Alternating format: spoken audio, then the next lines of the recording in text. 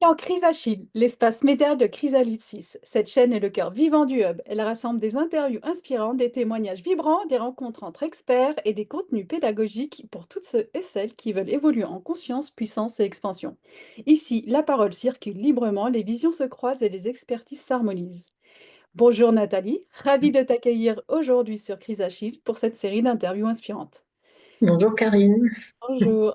Tu es psychologue et coach de famille et tu vas nous parler d'un sujet essentiel d'actualité, les nouvelles technologies en famille.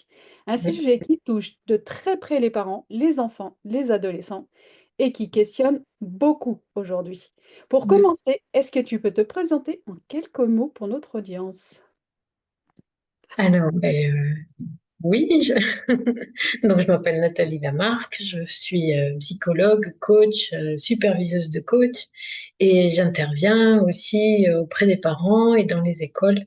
Ici, là où j'habite en Espagne, pour justement, c'est mon cheval de bataille, c'est les nouvelles technologies, l'entrée des nouvelles technologies dans la famille et comment vivre en bonne intelligence avec les nouvelles technologies. Et puis, voilà, ici, j'ai monté l'école des parents aussi, une école des parents. C'est un groupe de parents. On se retrouve une fois par mois voilà, pour faire une espèce de table ronde autour de leurs préoccupations. Et voilà, je suis un peu passionnée par ce sujet-là, par les relations parents-enfants. Est-ce que tu pourrais nous dire quel est ton parcours?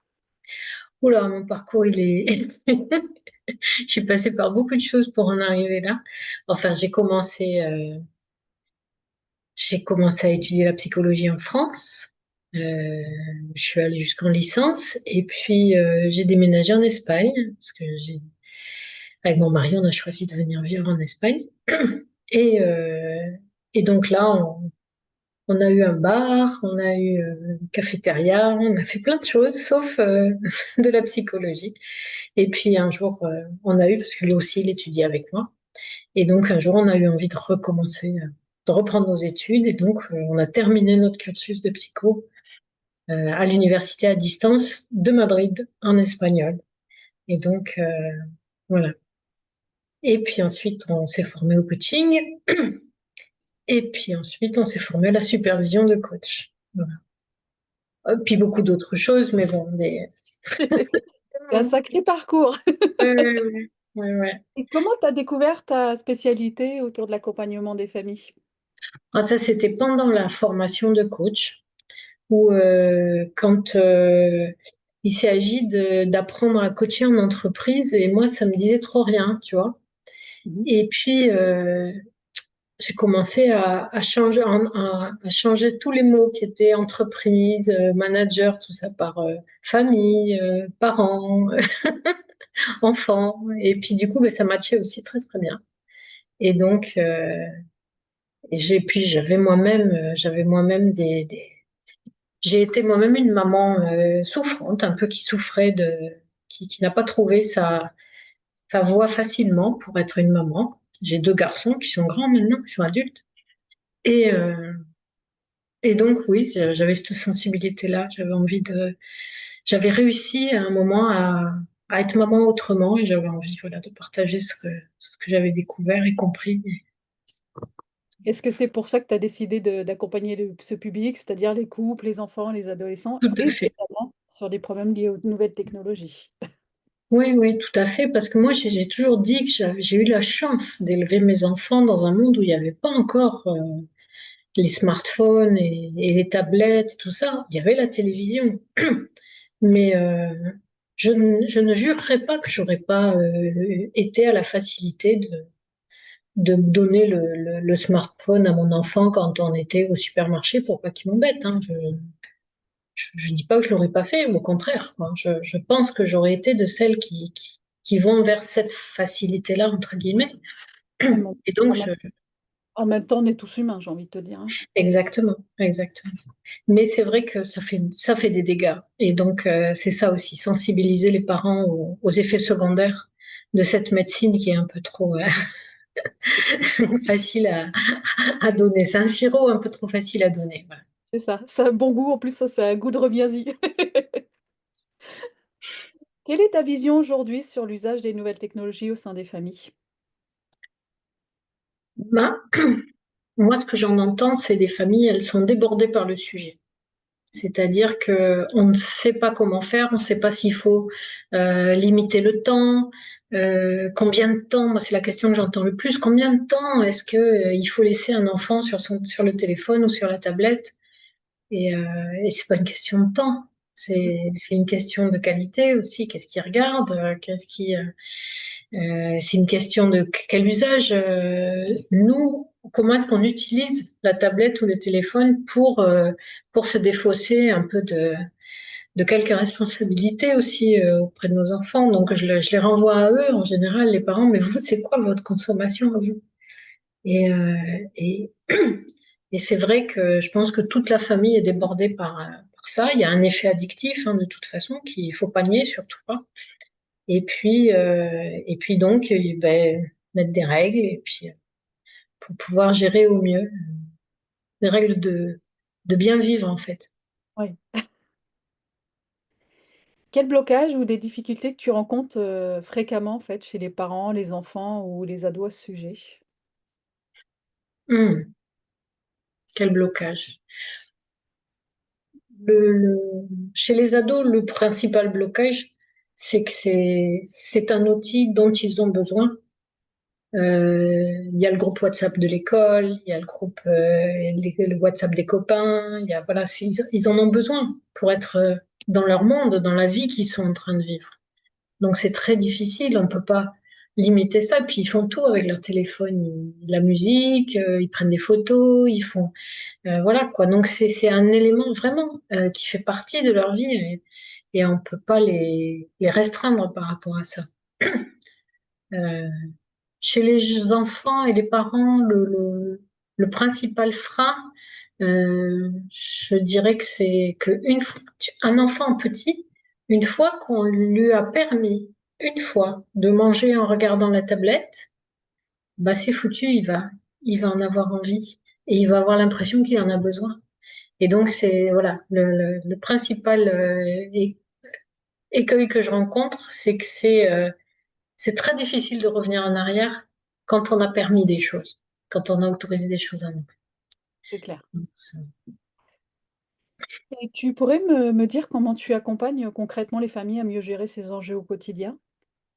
Ah ben, par les prises de conscience, c'est surtout ça. Alors moi, j'accompagne surtout les parents, hein, pas les enfants. Euh, et c'est par les prises de conscience en les alertant sur les dangers pour les yeux, pour le cerveau, pour le développement du langage chez les tout petits, pour le développement du sens critique. Et moi, je les accompagne surtout à qu'est-ce qu'on va mettre à la place. C'est-à-dire, par quoi, d'accord, on enlève le téléphone, mais on met quoi à la place? Ben, on met du temps de qualité en famille. On met un ballon. On met, voilà. Mais un papa qui veut, ou une maman, hein, on peut aussi jouer au ballon. Moi, j'ai joué au ballon avec mes garçons. Mais c'est pour dire, quoi, ça nous oblige, nous, à prendre du temps pour eux. Et un enfant, il a besoin de se sentir aimé, et il a besoin surtout aussi de se sentir important pour son parent. Et donc, moi, c'est ça, je les fais reconnecter avec les besoins de leurs enfants et avec leurs propres besoins à eux aussi de pas passer à côté de l'enfance. L'enfance, elle passe tellement vite. C'est juste 10-12 ans, hein, pas plus. Après, ils volent de leur propre, enfin, après, ils volent plus de nous, quoi. Ils ont plus besoin de nous à ce point-là, autant. Donc, ces 10-12 années, bah, elles sont précieuses. Euh, alors que ça tombe dans les 10-12 années de notre vie d'adulte où on est dans le lancement d'une entreprise, où on est à un moment où on a le plus de travail. Donc voilà, je les accompagne à essayer de faire coïncider les besoins de chacun, les besoins des enfants et les besoins des parents. Et par rapport à tout ça, est-ce que tu pourrais nous partager une réussite marquante ou une situation où ton accompagnement a fait vraiment la différence sur le sujet? Hum. Ouais, j'ai l'image d'une adolescente et de sa maman. Elles vivaient, c'était une maman solo hein, qui avait élevé sa fille et, euh, et la mère était venue me voir parce qu'elle était désespéré de renouer le contact avec cette fille qui était tout le temps sur son téléphone et qui commençait à être même agressive avec sa mère quand elle lui réclamait un peu de temps. Et, euh, et on a fait une séance où elles étaient toutes les deux ensemble. Et en fait, elles se sont rendues compte qu'elles se connaissaient pas et on a renoué le lien. Euh, voilà. Non, la mère n'avait jamais raconté à sa fille toutes ses difficultés qu'elle avait eues pour élever seule cet enfant. Et donc, pour pas l'embêter, souvent, nous, en tant que parents, on dit pas tout à nos enfants. Et pourtant. Et donc, elles ont renoué le dialogue et réappris à se connaître et aller au cinéma ensemble. Et je suis toujours en contact avec elles deux. Et voilà. Maintenant, c'est deux femmes ensemble, vraiment. C'est plus la mère et la fille. Mais c'est vraiment important, en fait, ce métier. Bah, comme tu disais, tu fais un groupe et tout ça. Moi, je me rappelle, ma grande qui va avoir 28 ans, il y avait une psychologue qui était venue à l'école et qui nous avait fait justement, qui nous avait expliqué qu'il fallait rien cacher aux enfants. Mm. Parce que de toute façon, ils le ressentent. Donc, c'est même encore pire parce qu'ils sont à la recherche de quelque chose qui leur manque. Tout à fait, tout à fait. Et Donc, moi, j'en ai tenu compte, en tout cas. faut rien cacher aux enfants, mais faut pas tout leur dire.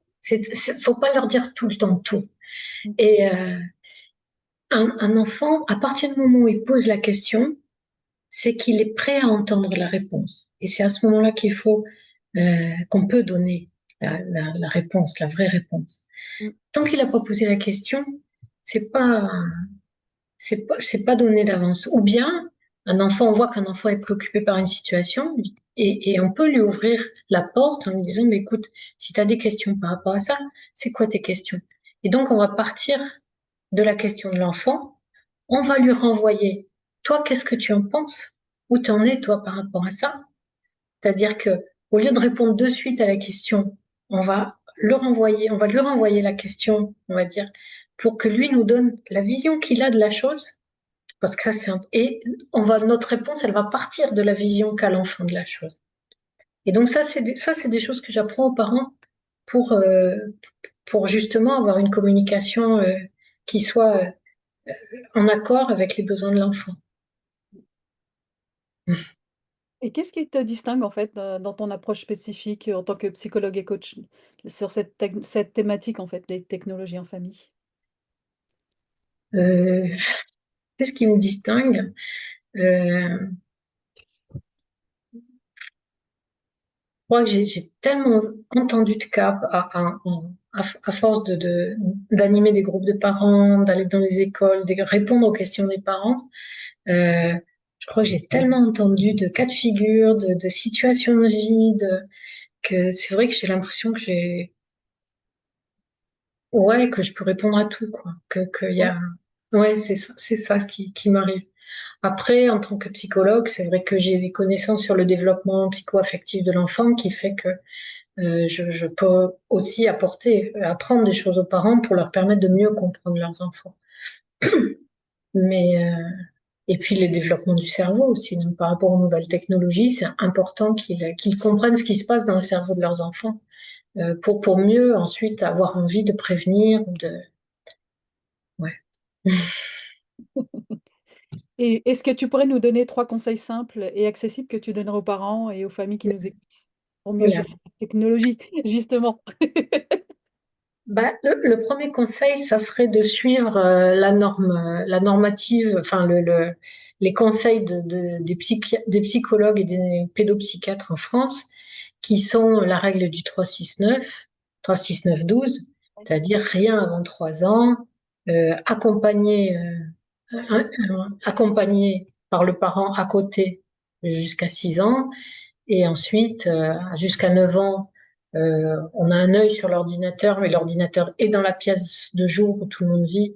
Et voilà, l'enfant n'est pas, il est seul devant l'ordinateur, mais il a un œil d'adulte au-dessus de son épaule, on va dire. Et puis après, à partir de 12 ans, effectivement, c'est plus compliqué parce que l'enfant, il a le téléphone dans la chambre. Donc, là, moi, mon conseil, ça serait depuis l'enfance d'avoir un dialogue, une habitude de dialogue. Une habitude de dialogue avec son enfant, c'est surtout une habitude d'écoute. C'est-à-dire quand notre enfant ou ado ou pré-ado vient nous raconter quelque chose, il vient juste nous confier quelque chose. Il vient pas nous demander un conseil. Il vient pas écouter un jugement qu'on a sur ça. Il vient surtout pas entendre ah, moi si j'étais toi ou moi à ton âge. Il a juste envie qu'on l'écoute. Et si on intervient, comme je viens de le dire, on va casser cet élan de partage qu'a l'enfant. Donc, protéger ces élans-là, ils sont très précieux. On écoute, c'est tout. Et à la rigueur, est-ce que tu aurais envie que je te donne un conseil ou est-ce que tu as envie que tu me le racontes juste pour me le raconter ou est-ce que tu as envie que je te dise ce que j'en pense? Et on ouvre et on est respectueux de la réponse de l'enfant. Tout ça pourquoi? Tout ça pour que si un jour, notre enfant, il est face à un prédateur, il se retrouve face à un prédateur sur les réseaux sociaux. Il se retrouve dans une situation un peu compliquée avec des copains ou des copines et, et il aimerait bien notre regard sur ce qui lui arrive. Ben là, il viendra vers nous en toute confiance parce qu'il sait qu'il sera pas jugé, qu'il sera écouté, qu'il sera, vous voyez? Donc c'est ça Mm. l'important, hein. Le troisième conseil que je donnerais, c'est dans les règles de l'utilisation des nouvelles technologies dans la maison, il y en a plusieurs règles, mais une des règles fondamentales, c'est de respecter une pièce de la maison où les téléphones ne rentrent pas. Et par exemple, la cuisine, ça serait génial, si c'est la cuisine. Parce que la cuisine, c'est le lieu où on vient s'asseoir, regarder maman en train de cuisiner, et c'est là où on va parler, on va raconter des choses. À table, on va manger ensemble. Voilà. Donc, dire que dans la maison, il y a une pièce où les téléphones ne rentrent pas, il n'y a pas d'écran, c'est la cuisine, par exemple. Nous, c'est l'endroit où on mange. Ben Donc, voilà. voilà. Mais Pas de téléphone à table, parce qu'on mange ce qu'on regarde et ce ouais, qu'on mais tu vois, même en dehors de la table, quand on est dans la cuisine, il y a une boîte à l'entrée de la cuisine où on pose le téléphone. Et Ça, ça, c'est ça. une bonne idée. Ouais. Voilà, j'ai trois conseils, mais alors il y en a des tas des conseils, hein. Mais en tout cas, c'est des super conseils. Quel est le message essentiel que tu aimerais que le public retienne finalement sur ce sujet? On n'en a pas besoin. On en a besoin, mais on n'en a pas besoin, en fait. Et en famille, il n'y a pas besoin des écrans et du téléphone. En fait, on peut. Il y a tellement de choses à faire. Entre parler, jouer aux cartes, écouter de la musique ensemble, partager, euh, que ce n'est pas une nécessité. Voilà. Et c'est dommage de le prendre comme tel. Donc, retrouver, on peut revenir en arrière et se retrouver comme dans les années 70, là. Même les années 80, tu sais, le portable, c'était dans les années 90, donc Ouais, c'est vrai, c'est vrai. Mais dans les années 80, la télé a pris beaucoup, beaucoup d'espace aussi oui. dans les maisons. Donc, c'est pour ça, je dis plutôt les années 70, Oui, où là, mais tu sais, on allumait, tu vois, on allumait la télé. Moi, je me souviens que déjà, il fallait se lever pour appuyer sur le bouton qu'il y oui. avait sur l'appareil. Donc, on se disait, tiens, c'est l'heure de regarder telle émission. Et on allait allumer la Et télé il y pour avait, regarder l'émission. et il y avait qu'une chaîne. Ah, il y en avait deux chez nous. Mais, et puis quand on avait fini de regarder l'émission, on éteignait la télévision. Et ben ça, c'est quelque chose qu'on peut apprendre aussi aux enfants. C'est-à-dire, bah, tiens, on se pose une question. Ah ben, si on allait regarder sur Google, qu'est-ce qu'il nous dit à propos de cette question? On allume l'appareil, que ce soit l'ordinateur, le téléphone ou la tablette, pour avoir la réponse à notre question et apprendre à l'enfant, bah, tu vois, tiens, ça y est, on a eu la réponse, on éteint l'appareil. Et ça, on ne sait pas le faire. On leur apprend à l'allumer, mais on leur apprend pas à l'éteindre. Et pourtant. C'est surtout qu'on leur donne des conseils et puis que nous-mêmes, on le fait pas. Donc, quel exemple on donne? Exactement. Exactement. Et donc, tu vois, ben, ça glisse sur le couple, Mm. hein, parce que beaucoup d'accompagnement qu'on me demande à cause des enfants, entre guillemets, finalement, ça se transforme en accompagnement du couple, parce que le problème est aussi dans le couple. Et justement, les nouvelles technologies dans le couple ont fait beaucoup de mal. Le soir, on est chacun avec notre téléphone dans le lit. on se parle plus.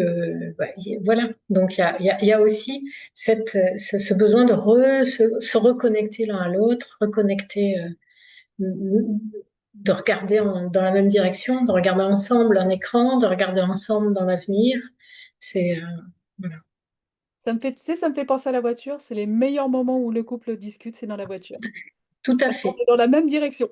Exactement. On regarde dans la même direction, on est coincé par les portières, on ne peut pas s'échapper. Mais pareil, des promenades ensemble à deux, ça permet, on marche ensemble et c'est là où il y a des bonnes conversations. C'est clair.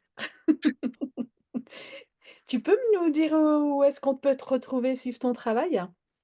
Tes sites, réseaux et tout ça? Moi, je suis sur Facebook, j'ai une page web natalielamarque.com et puis là, il faut que je refasse ma page LinkedIn. Donc, si vous me trouvez, je sais pas ce que vous allez retrouver. Il faut que j'aille. C'est un des travaux un des 12 travaux d'Hercule là, à faire pendant l'été. Refaire le LinkedIn. Mais oui, oui. Et puis, on va me retrouver aussi dans l'annuaire du Ouais. Cri d'Achille. Pour conclure, quel message fort tu aimerais transmettre aux personnes qui nous écoutent aujourd'hui? Hmm. Éteignez les appareils et regardez-vous dans les yeux et passez du temps ensemble. C'est ça qui est précieux, hein. C'est clair. C'est ça qui est précieux. Merci beaucoup, Nathalie. Merci, Et Karine. Et bien sûr, on aura le plaisir de te retrouver à la rentrée pour une masterclass exclusive sur ce thème et où tu vas approfondir encore cette problématique essentielle pour les familles, pour notre communauté. Je te remercie énormément. Tu nous as apporté pas mal de choses en fait sur ça. Merci beaucoup. Merci, Karine. Merci à vous tous. Et à bientôt. À bientôt.